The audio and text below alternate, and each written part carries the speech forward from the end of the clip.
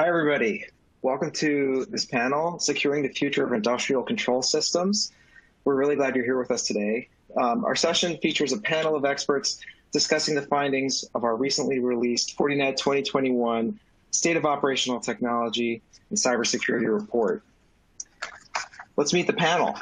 So today we have a cross-section of leaders passionate about securing critical infrastructure for industrial control systems. With us today, we have Andrew Kling, Industry Automation VP, Product Security Officer from Schneider Electric, Robert M. Lee, Founder and CEO of Dragos, my friend Rick Peters, Chief Information Security Officer, OT in North America here at Fortinet, and I'm Bill Noto, the Director of Product Marketing in Operational Technology at Fortinet. Thanks again for joining us. Welcome, panelists. Welcome. Thank you. Pleasure to be here. Excellent. So I'm going to talk a bit about the research. Just a little background on the research before we jump in. This is our third edition of this report, and the methodology has been consistent over time. First, about the audience. We focused on the industrial sectors in OT, so manufacturing, energy and utilities, including oil and gas, healthcare, transportation, and logistics. The timeline for the research was from February 24th through March 1st. And our respondents, we had over 100 respondents from companies with 2,501 or more employees with operational technology as their primary responsibility. A quick note, many of the respondents' titles shifted more towards VP director level compared to the prior responses. We've selected several of the top findings to guide our discussion today. So if you'd like a copy of the full report, you'll find a copy of the research and several other supporting documents within the resources section in your viewing console. All right, let's dive in. So first of all, top of mind, how about the pandemic and how did the pandemic affect IT and OT convergence? Given our shift towards work from home over the last 12 to 15 months, we asked our audience, like I said, how has the pandemic affected this convergence? 71% indicated an acceleration of their IT and OT convergence. Given the pivot most organizations had to make over last year, does this surprise anyone? Rob, what do you think? Definitely not. I think, as we talked in our prep, and that audience missed all of our banter on this that we'll have to recreate now for the audience. But the reality is, I think the term even IT-OT convergence can be sometimes misleading for folks. And it's a good question. It's not put down the survey, but the IT-OT convergence, honestly, for most organizations happened like a decade ago. You've got Windows, operating system on a controller and similar. What's happening now, whether you call it digital transformation or hyperconnectivity or whatever, it doesn't matter. The industries are changing, and the convergence is more on the culture side. So I think this slide, and I think the data is still accurate, but it's definitely more of a culture thing than tech. And when we look at kind of on the operations technology side, and what we saw this past year is that a lot of these CEOs and boards have been told we're segmented. We're disconnected. They try to avoid the air gap word these days because they know better, but segmentation, we're so segmented. And then the discussions of, don't worry, you can't remote access the plant, we're disconnected. But then COVID hit and all these people started working from home. You started having operators dialing in, you started having OEMs being able to access and do the work, et cetera. And I saw many boards and CEOs go, hold on now, I'm not technical, but both can't be true. We can't be completely disconnected and segmented and everything's risk-free, and yet at the same time, you're able to work from home. So what's going on? And so I think there's been a big disconnect that's come to light, and you even see it with various testimony by folks that have gone through breaches and attacks and what they're talking about and seeing. And I think there's a real challenge to our audience and our members in the security community of step up to the plate and actually get the security work done that we need, or I think the boards and CEOs are going to look for another mechanism to get it done. But I hope that we all take the challenge. Yeah, I agree with that. And Rick, what about you? Did you have any comments? Well, I'm pleased that Rob made some points that I think are absolutely important right on top of mind, and that is this isn't all driven by the pandemic. There were a lot of balls in motion to digitally connect those two enterprises prior to the pandemic. What you saw, in fact, we cite in our report that KPMG reported that almost 80% of executives said, yep, rapid innovation was a part of what happened. post the pandemic, and almost a quarter of them said it put them years ahead of where they would have anticipated. So sure, and OT didn't get a pass, obviously. So a lot was going on there, but you say, sure, it was driven by necessity, but the top of mind abiding principle, of course, in OT is always safety and continuous operations. And so that comes back to competing objectives. And as Rob pointed out, which is true? Are we connected? Are we air gapped? What's the factual bottom line truth? And I think the truth is we've seen increased digital connectivity for a long time. It's not new. It's on the rise, or we saw a lot more emphasis, right, post the pandemic. And I'd call it an accelerant, right? It requires proportional investment now towards cybersecurity awareness, situational awareness. I think that's a key. We'll hit that term a couple of times here over the hour.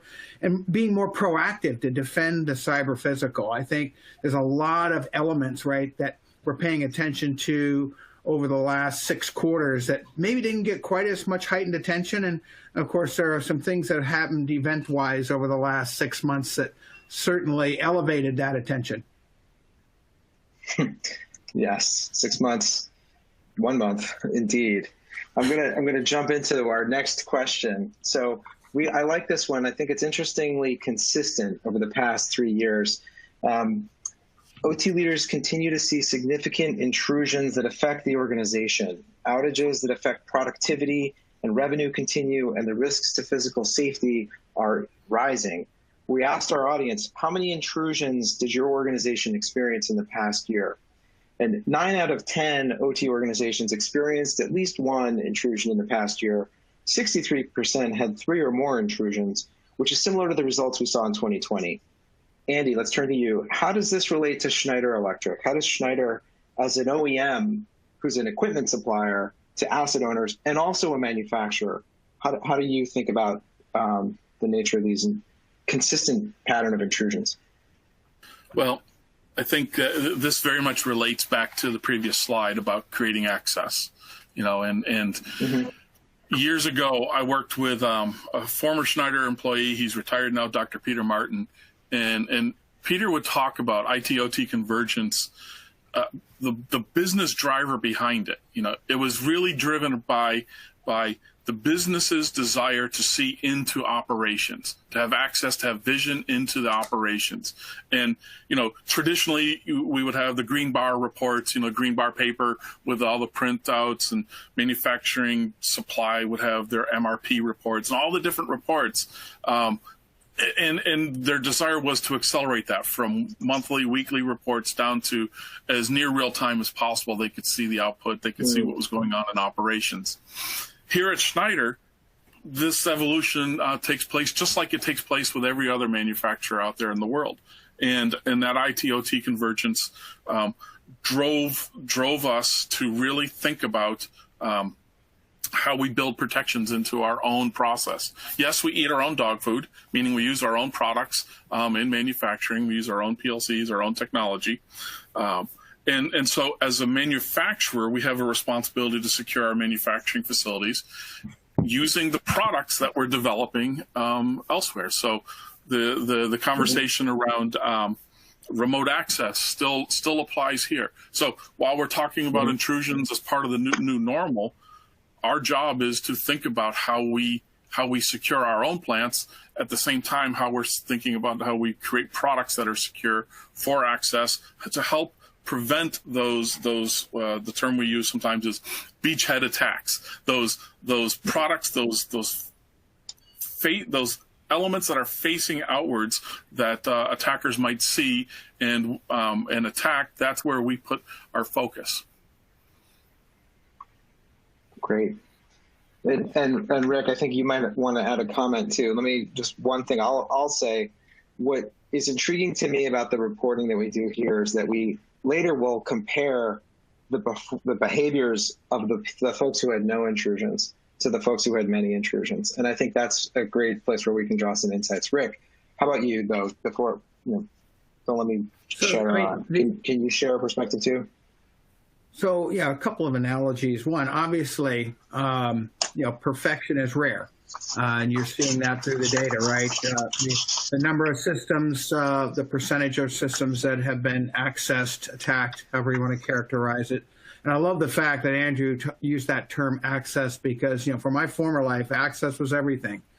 And I guarantee you we'll figure out a way to get onto the target. And you're a target. And so it starts with recognizing that and having this frequency, right, of the number of accesses illustrates, campaigns that are successful. You could say, well, why is that? Well, they're profitable, of course. But I think there's more to it.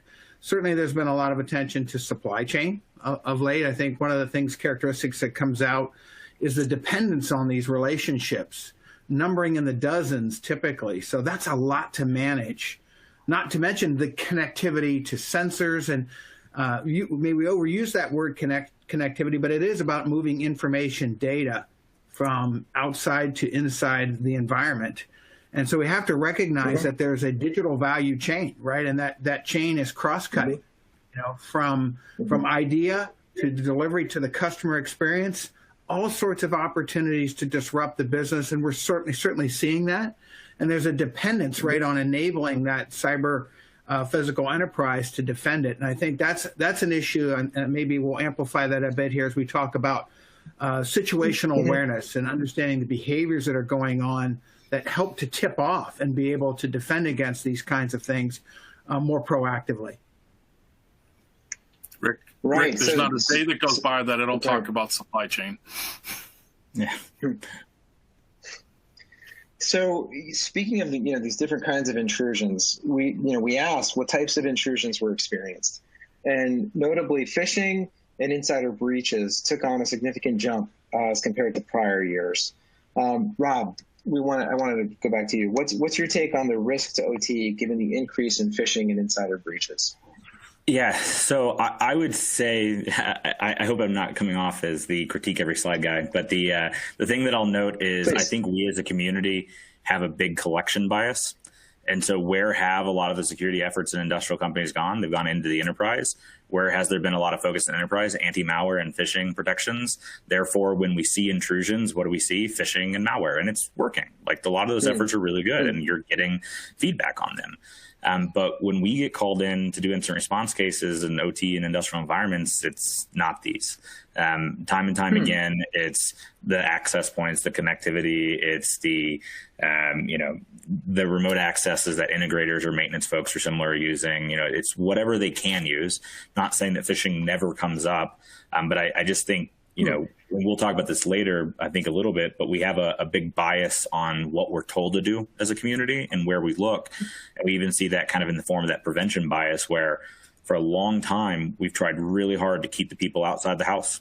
But we're not really good at knowing when they get in the house or how they got in or where they're getting in because we're not monitoring or seeing it. And when you look at a lot of these OT, ransomware cases that we deal with as an example, and we're dealing with way more than people realize. There's, a couple times a week, this is coming up in a major way. And when you look at them, they're like, holy crap, I thought we were disconnected. That always comes up. I thought we were segmented. It always comes up. But then you start getting into the data. Right. They don't have the forensics. They don't have the visibility. They don't have the logs to even determine what went wrong or where. And so they're just trying their best to get back to operations and then do an assessment to try to figure out what they need to be doing in OT security. So it's a good discussion. And to me, the positive aspect of this slide is it says where you've made security investments to date, they're largely paying off. But to me, there's what's missing on the slide is there's a lot of security investments we're not making that's kind of skewing our view a little. I agree, Rob. It occurs to me there's... Oh, go ahead, Andy. Go ahead. No. Finish your introduction. I was just going to say, I think it's interesting, Rob, we're going to have different takes, right? And we want to have a rich discussion. So we welcome, don't be afraid of criticizing the questions. I know you all will. I'm just letting the audience know we're cool. We're cool. Yeah, we're good. Right. Thank you. And I think it's very interesting. There's different perspectives because you're coming in often from an incident response point of view where folks are well aware that there's a problem. And whereas the people we interviewed, it's not like we selected for people who have just recently been breached, right? So there's going to be different data. Andy, what were you going to say? I think it relates to what you both were saying. So Rob was kind of making the point, the problems are going to show up where you're not looking. You're making the point about monitoring. As an OEM, as a product developer, our challenge is to figure out where those gaps are, what those black swan events are that we're not putting into our head and thinking about. The title of the slide is Risk from the Inside. We're a company that builds products for industry. We have a tremendous amount of intellectual property wrapped up in hardware designs and software designs. How do we know if these things are being exfiltrated on a daily basis? Just out of our own networks. Are they flowing out of our own networks? It's a huge problem for us to solve. We're on top of it. We realize that as an OEM, as a manufacturer, we have to be paying attention to these things because that's where one of those attacks is going to be. That's an example. And the trick here is to try to imagine those other columns that aren't on this slide. If it isn't phishing, and if it isn't malware, it's an insider breach, a bad actor with exfiltration capabilities or remote access capabilities or somebody who has bad intent that's just disrupting a manufacturing process slightly and destroying batches of product. How can you detect these things? These are the things that we look for and that we're trying to solve. Hey, Bill, I'd like to flip one. Oh, go ahead. Just one point.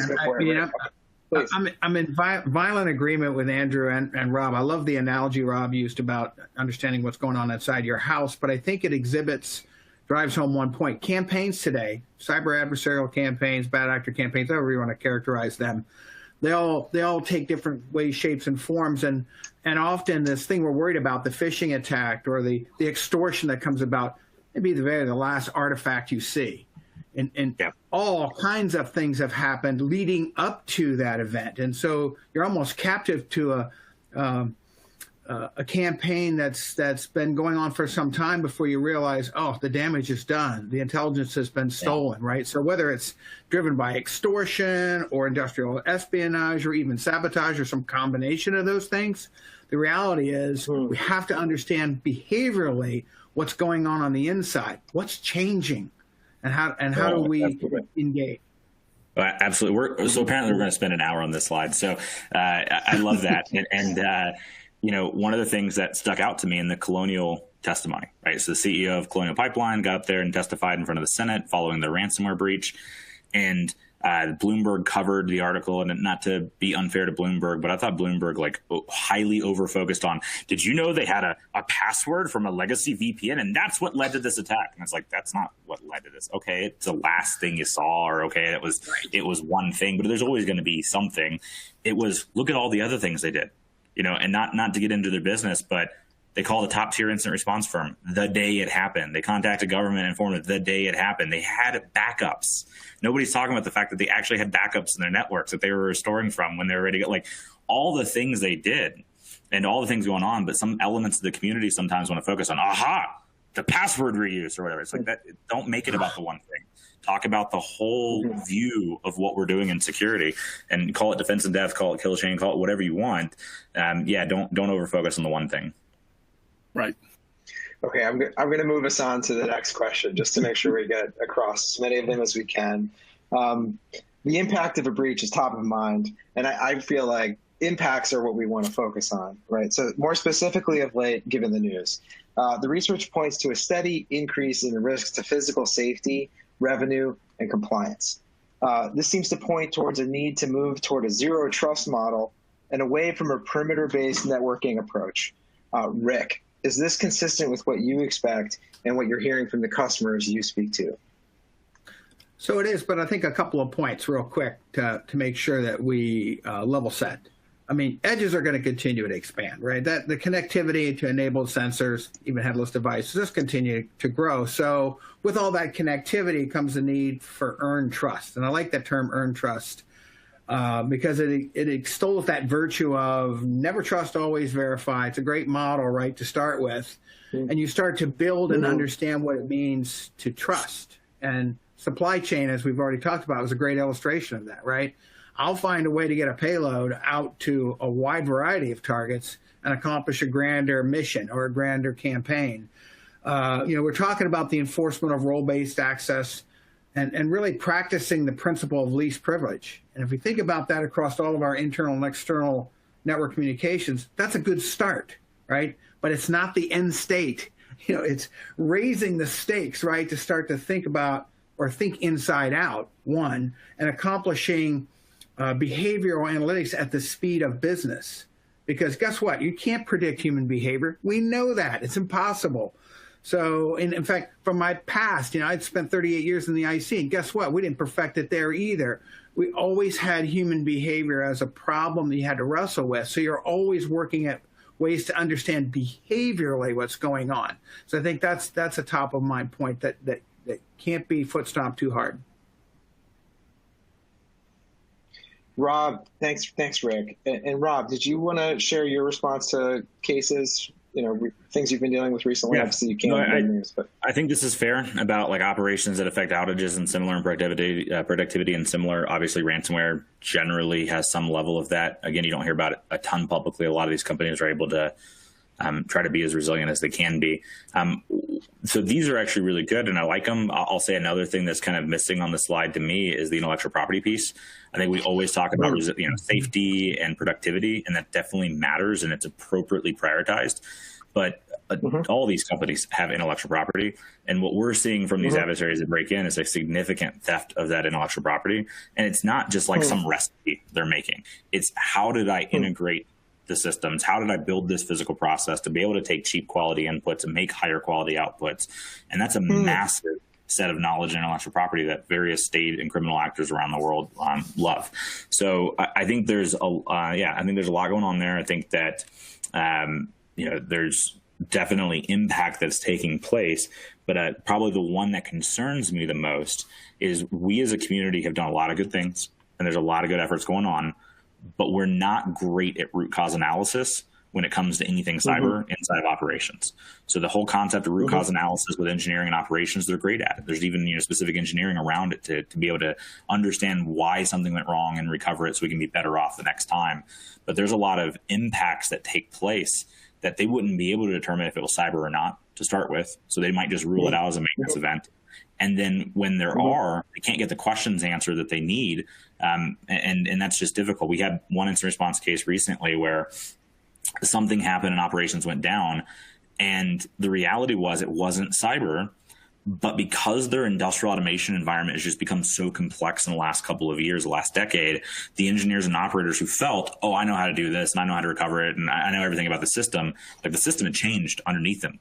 And they weren't able to get to a place that they really understood why was it continually failing until you went through like an incident response process and got into the cyber portion of it, the networking portion of it, whatever you want to call it.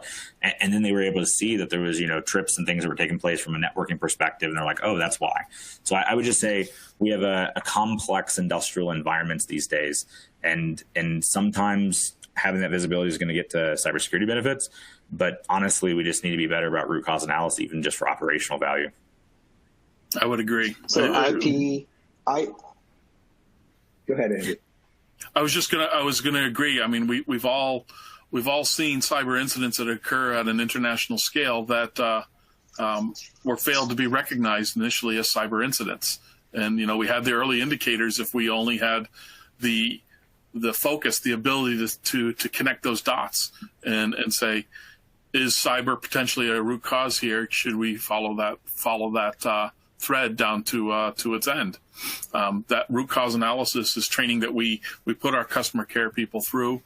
We train them to think about cybersecurity, but it's still something that I worry about on a regular basis. Are we seeing all the details enough to make those conclusions, to get to those root causes? Sorry, go ahead.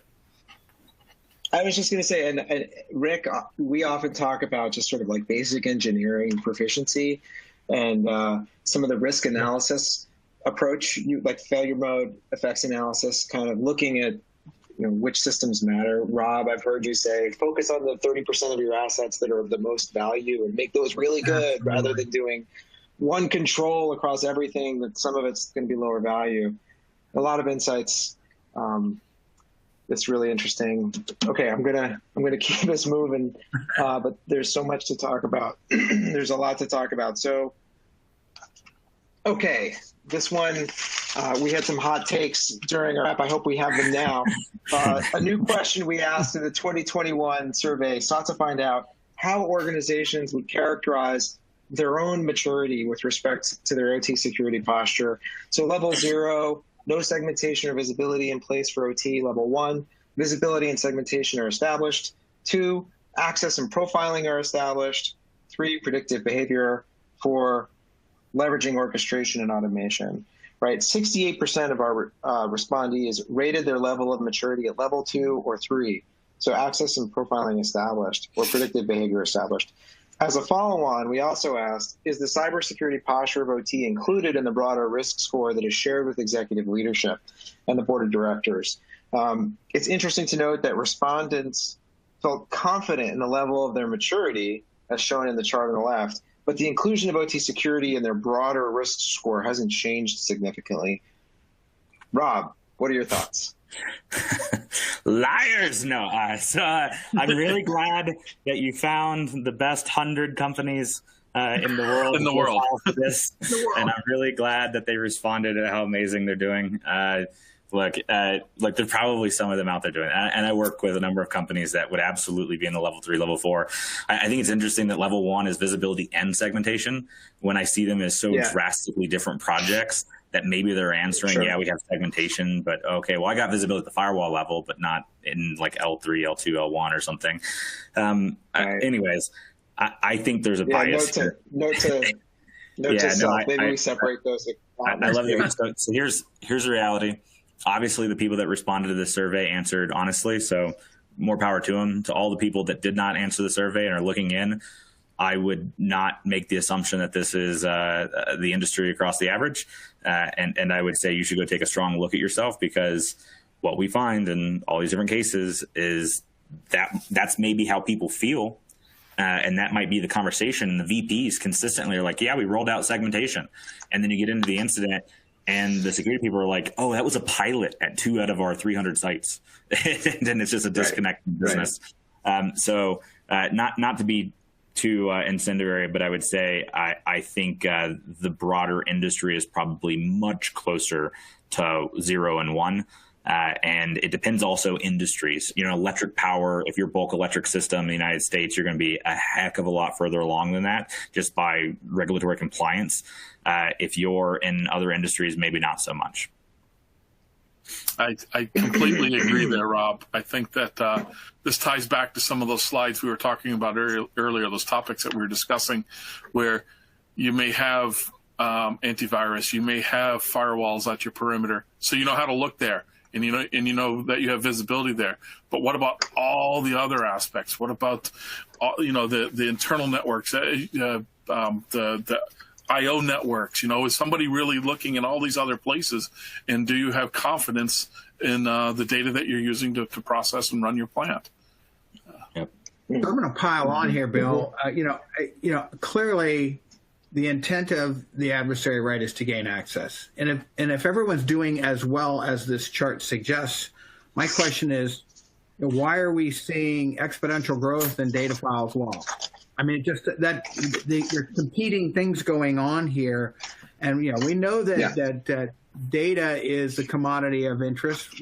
That which we're trying to protect. I love the fact that Rob talked about intellectual property, because I think the majority of campaigns are all about acquiring IP, whatever way, shape, or form, and I'll do reconnaissance and figure out where that is on the target, and I'll acquire it, and then I'll figure out what collateral effect I want to throw out there to confuse you. But I think it's really important to know your environment. Coming back to a point you were talking about before, protecting and understanding your environment to the extent that you're investing to protect that which is most important, those valued assets, and then being able to detect, respond, recover. Those are the game-changing sort of things you have to be able to do. So again, this chart kind of makes my head hurt a little bit, because I think it is not truly indicative of the entire landscape. And maybe there's some creative interpretation on the questions, right there it says predictive behavior established. Maybe that predictive behavior is IT asking for something that operations says no. Maybe that's the behavior. I'm pretty sure the reason that it's skewed this way is because they're all Fortinet customers. There you go. Look at that. There it is. Schneider and Fortinet customers are amazing. No, to be honest, though, maybe it is they've done a little bit. Maybe they've done a little bit. And that goes back to like one of the big challenges we see. You talked earlier, Bill, about kind of the peanut butter spread, where they'll figure out here's these 2 or 3 initiatives we want to take over the next 3 to 5 years, and they'll go roll them out in like that kind of fashion. And then they get breached or something happens, and the CEO is like, hold on now. You said you knew that these 5 controls were the right answer, but you decided to do 1 control across 200 plants instead of doing the 5 controls that work against our most critical crown jewels of our sites. Like so they might be answering honestly, but I would say go back and make sure you're actually deploying what you're buying and taking advantage of what you're doing and actually fully leveraging it out instead of maybe just a little bit of peanut butter spread.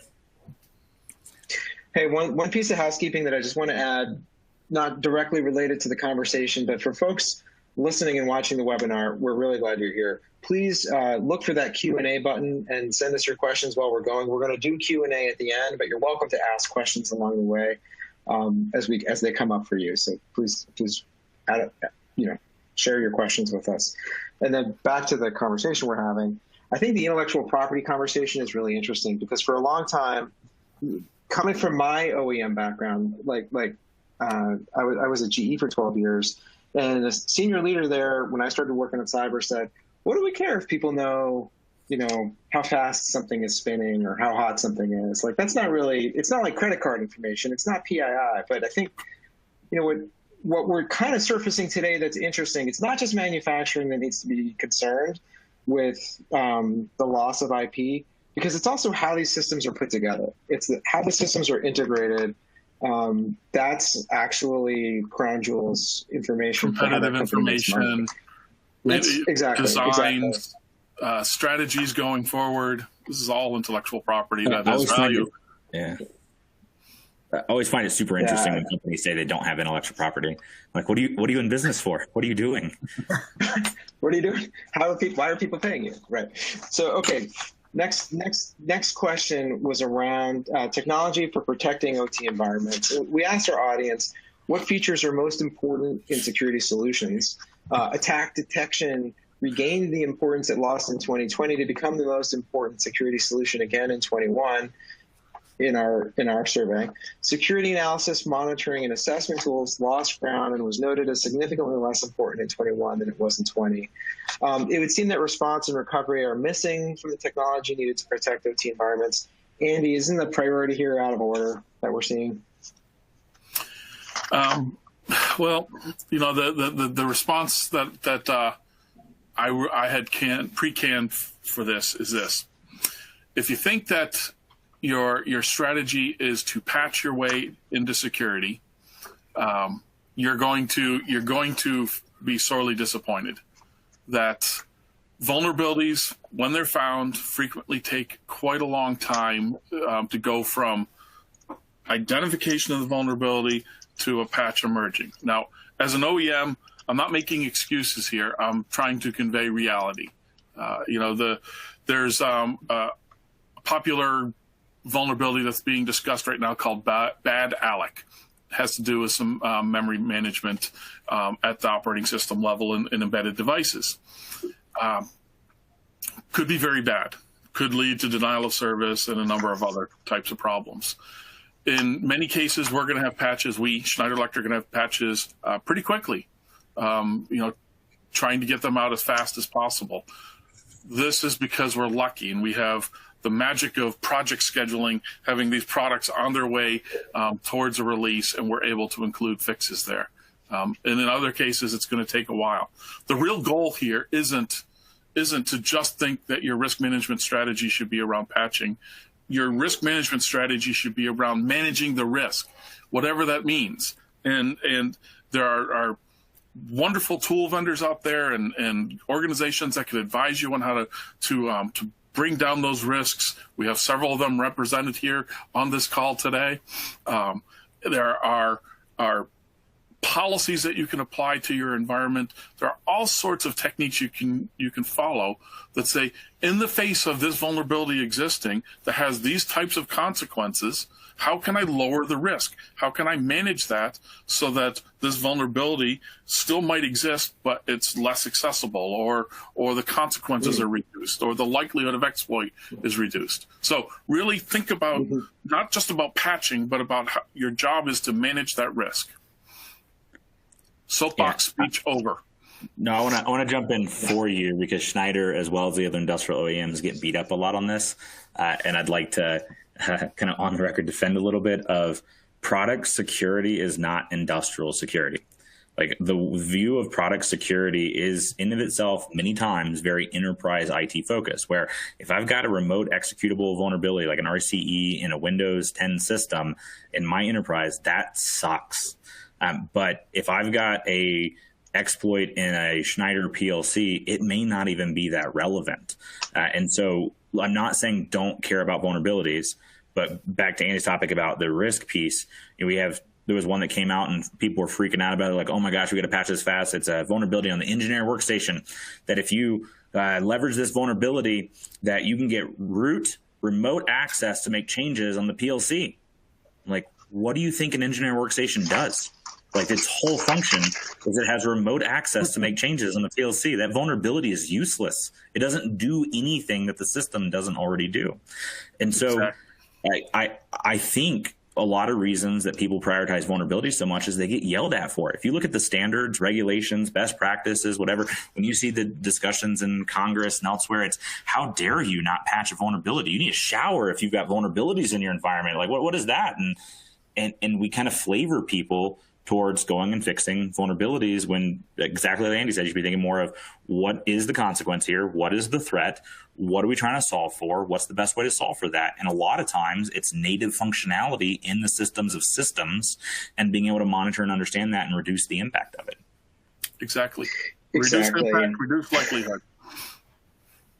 And sometimes the vulnerability doesn't make the thing any less risky than it was before. And the other piece of it is OEMs are going to issue patches when vulnerabilities come out, and they have to, right, as part of how they reduce their liability. It's not all of them. It's part of Schneider does. One hopes, right? Right. Schneider does. I can show you my collection of whips I use. There's some forever days out there, Bill. There's some forever days. So. But this is a great discussion, because I think what we want to just point to is, what are the things, if you're not going to patch everything, what are the things we really think we need to encourage people to patch?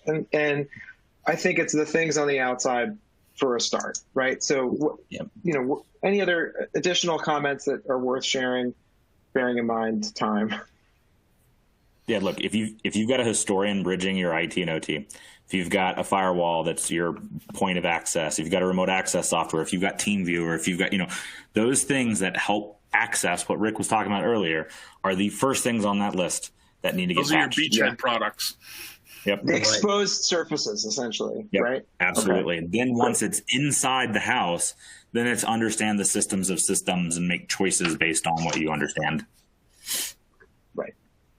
All right. So moving forward here, we got so many great questions coming in. So I'll look at bottom tier and top tier organizations. This is my favorite part of this analysis, this data, where we look at, okay, the people who had, one or fewer versus the people who had several intrusions. How do they differ from one another? What are the best practices we see? So we compare the bottom tier and the top tier organizations, and we find insight, right? So to compare the two groups, we looked at those organizations that had no intrusions. Let me be more specific, because I was kind of saying this wrong before.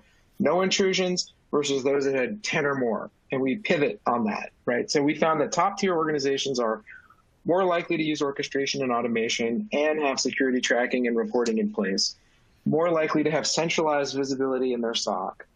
And I think that's a key one. I love that one as Fortinet, because we've got products that you can manage both IT and OT from one consolidated SOC, little plug. And 3, we're more prepared earlier to accommodate work from home driven by the pandemic. So Rick, to you, as you talk to many OT leaders through your role, are you having similar discussions about best practices like these? So we are, but sometimes we use different language, Bill. Clearly, right. We want to talk about the top tier organizations, and they understand some necessities. One, the necessity for transparency. If you're going to design security in, you need to understand the need to reduce or eliminate latency, right? And so if you're in a situation where you're leveraging a dozen point solutions and they're not working as an ecosystem, you're going to be way behind the power curve in terms of understanding what's going on behaviorally. So you got to tend to that. You have to tend to the scalability. We're not talking about an end state. We're talking about a continuous state. The longevity of the solution and the capacity to sustain this comprehensive situational awareness only gets harder. It doesn't get easier, right? Because the edges, the domain that we're trying to protect continues to expand because the number of devices we're connecting to continues to grow because of that appetite, again, for data. So I think it's important to do that. And then the last point, really important, is the speed at which you accomplish all this. We talk about sustained safety and operations, absolutely the abiding principle for OT across the verticals. And we can achieve that, right, through the foundations of the things we're talking about here. Visibility, the control concepts, the containment through segmentation.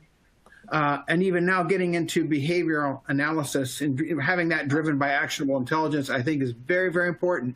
It's a breakthrough area because now we're focusing on the industrial side of things, not just making it an IT practice. Great. Andy, did you want to add a comment? Those are great security controls. I really like the concept of some of them. I think that the one question I'm asking myself as I look at this, those with 0 intrusions versus those with 10 or more intrusions, it comes back to that visibility discussion. Is there really such thing as somebody with 0 intrusions? Hell, my credit card was compromised the other day.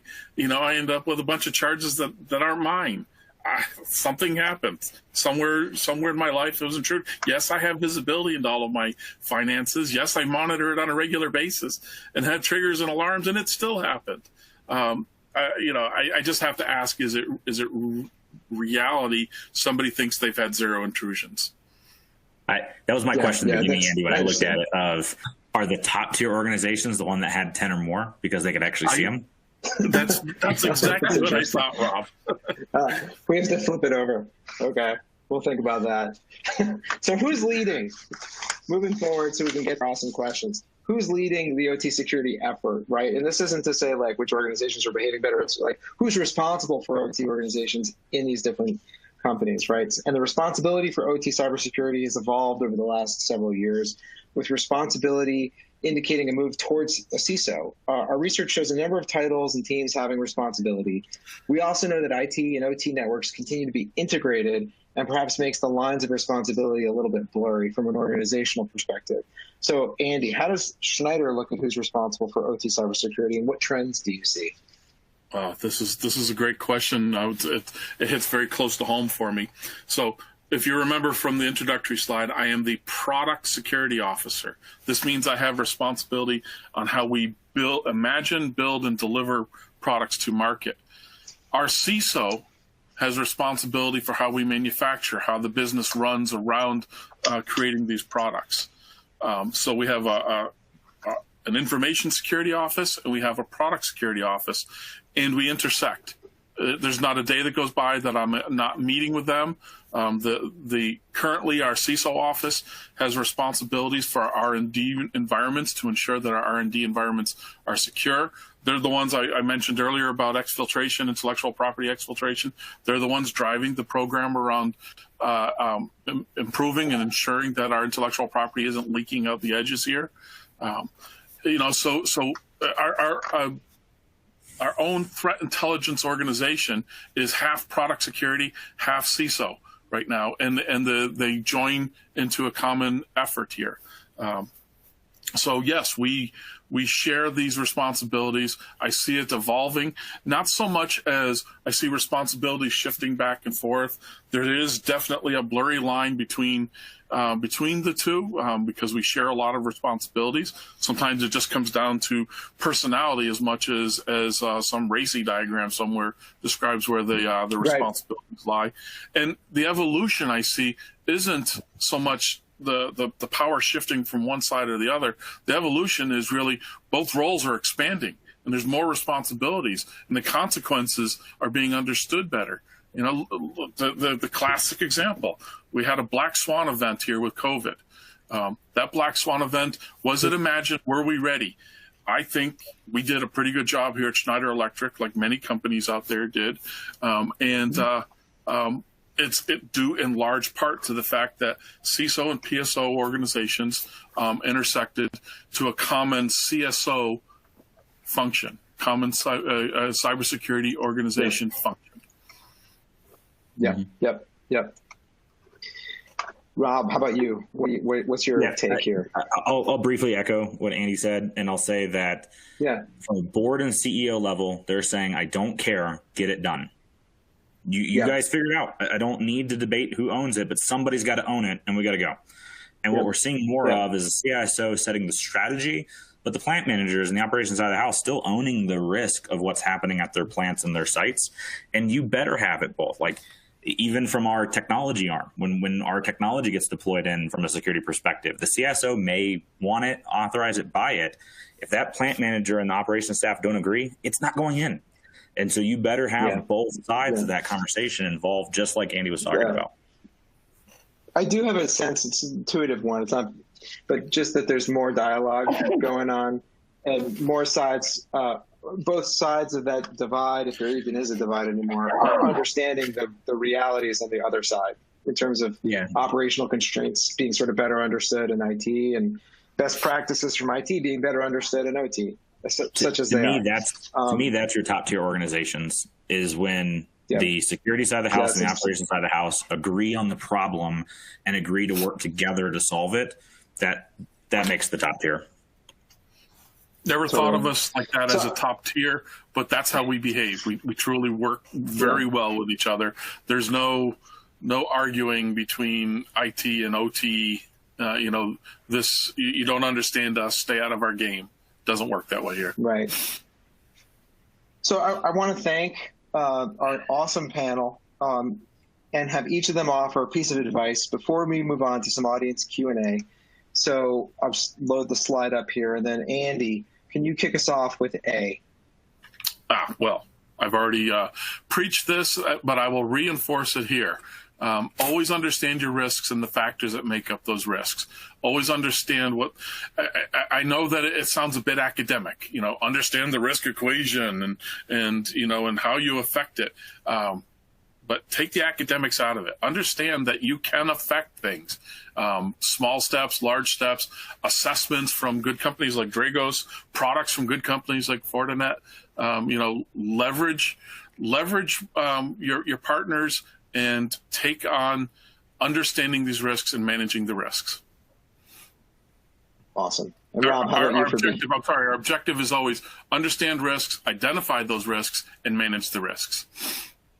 Yeah, perfect. And from mine on the B side, B team represent. But the goal here really is there is a very strong preventative bias in the community. If you look at all your standards, regulations, et cetera, 70 to 80, sometimes 100% of those are focused on antivirus, authentication, segmentation. It's very prevent the attacks.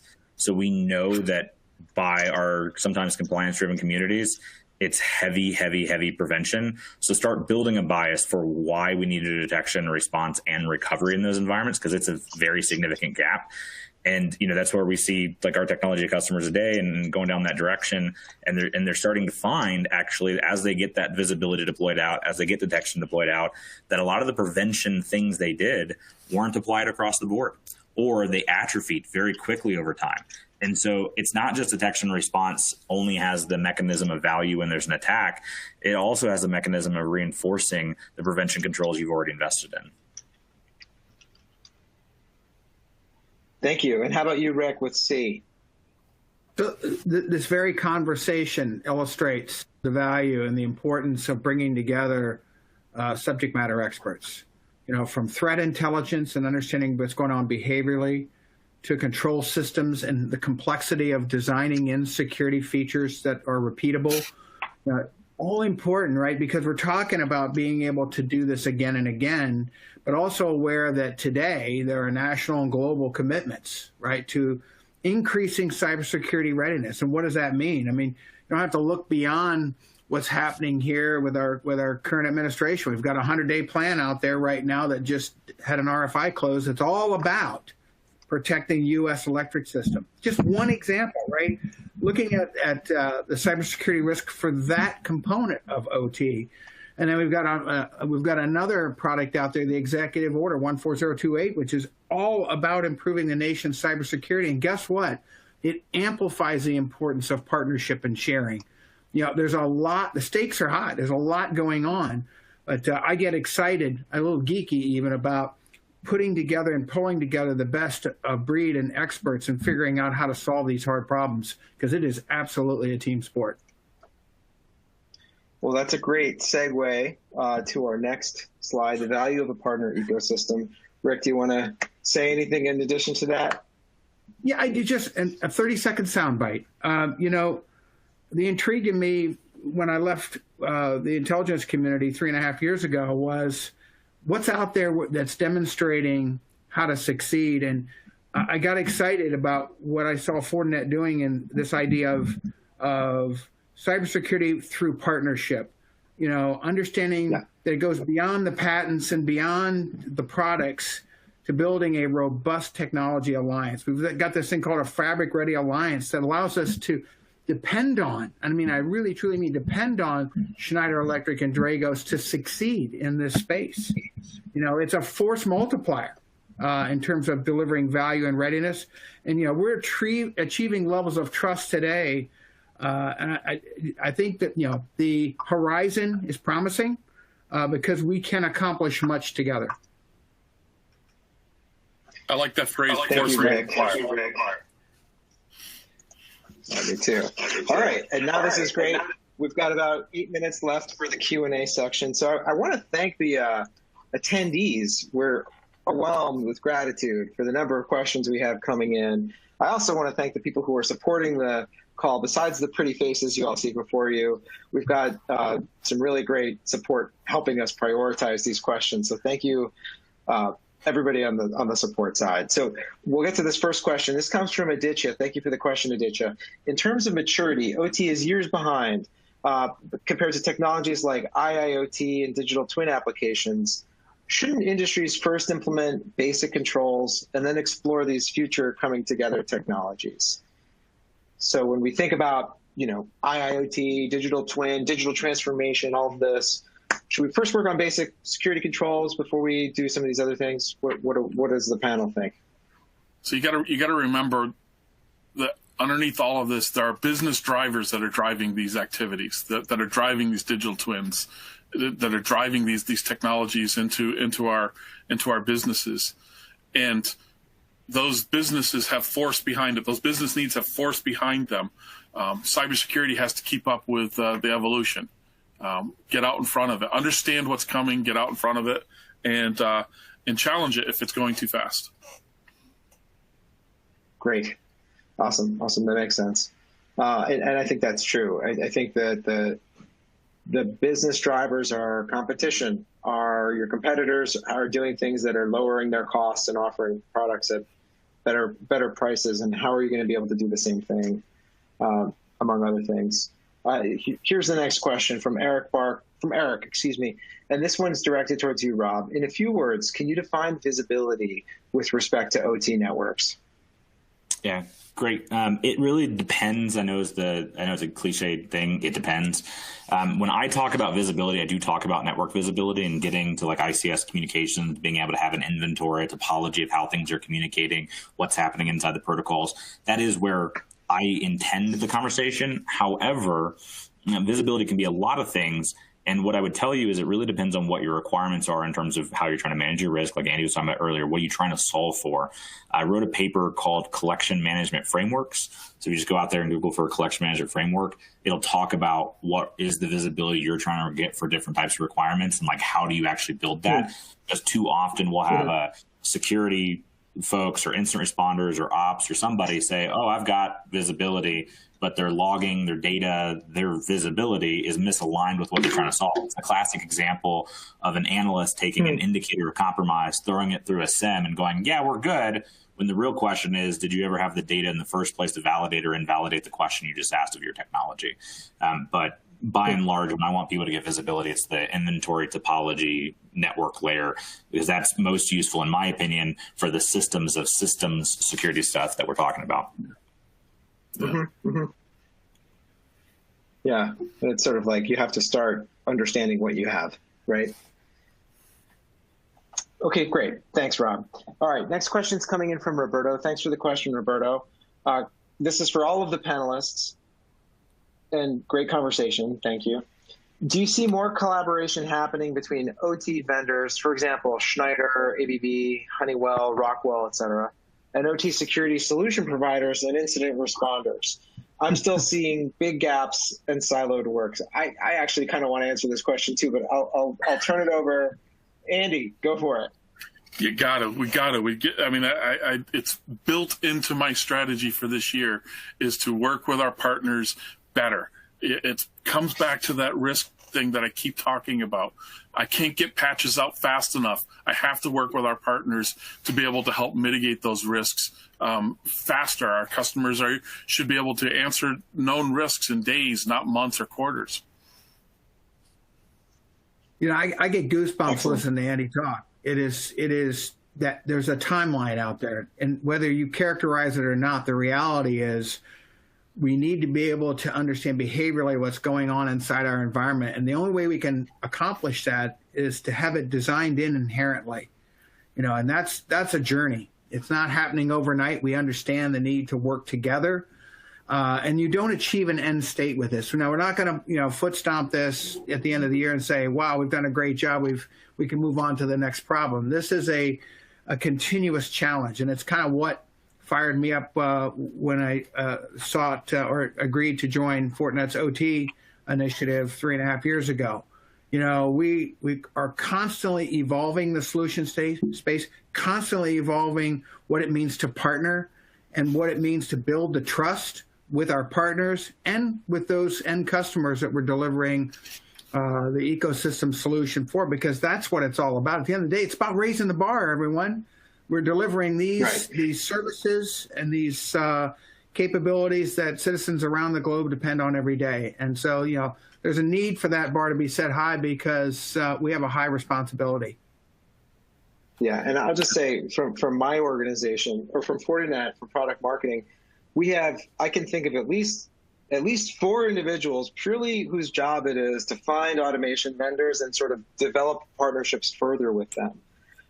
Which is not a small investment, right? And those people aren't just in North America; they're also active around the world. For any of you listening at home, if you're from an automation vendor, please reach out to me on LinkedIn if you'd like to have a closer relationship with us. We would love to have a closer relationship with you. So, and then Rob, did you want to say anything on this one, or can I go on to the next one? Nope, that's great. Okay. Bill, can I make a recommendation? Next question. Can I make a recommendation? Ken Sahal from Atos has really put a lot of effort at asking questions today. We only got about a minute left. Can we try to grab one of his? Absolutely. Ken, thank you for all of your questions. I wish we could have time to talk to all of them. 25 questions. You asked, what is the reality of a real cyber attack? How is the tooling helping to protect and mitigate critical infrastructure where loss of life is a real possibility in some cases? It's a great question. And I think for a long time, people thought there was an exaggeration of the risk, perhaps by folks like me, marketers, exaggerating the risk. Now we see ransomware all the time. What's the real reality of a real cyber attack that risks safety? Put it that way. And Rob, let me turn to you for this one because you haven't spoken in a bit. So safety-wise, we've seen them. They've happened, right? We've had incidents where people have tried to kill people through compromising like safety systems and similar. It wasn't the OEM's fault, right? This was what the adversary is doing. The OEM had nothing wrong in that scenario. But the thing that I think about, number one, is it happens way more than people realize. And every year we put out our year in review reports and try to talk about that, but we get locked up with NDAs and everything else. We have to be careful. But it's way more common than people realize, of just the small portion of people that are even monitoring to see it in the first place. And the attacks are, when I think about OT, I think about everything in IT plus physics. And so you'll see normal IT-like attacks in operations, but you'll also see operation-specific attacks. And at the end of the day, the biggest thing is, how do you detect it? How do you respond to it? How do you respect the mission? Because if you walk in thinking that, oh, it's a Windows operating system on that HMI, well, I'll just treat it like a IT system, you're going to get people hurt. And so the reality is the attacks are generally different, but the way that you have to deal with them and respond to them are always different. And that's what we just need to be mindful of. That's awesome. Thank you, Rob. And everybody, I want to remind you, or I just want to share, we're going to get back to you via email for the questions we weren't able to answer today. We're really grateful for all your attention. I want to remind everybody that you can download a copy of the report, as well as several supporting assets on the topic, in the resources section. And finally, I just want to say, again, thanks to Rob Lee, Andy Kling, and Rick Peters for the insights you all shared regarding our discussion of the 2021 State of OT and Cybersecurity. Thanks to the audience for listening in and your awesome questions. We know you have many demands on your time, and we're glad that you spent some of that time with us. So thank you again, everybody. And that's going to close the call out. Take care and have a great day.